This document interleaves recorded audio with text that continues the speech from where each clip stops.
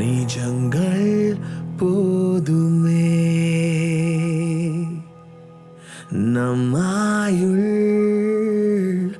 கூடுமே.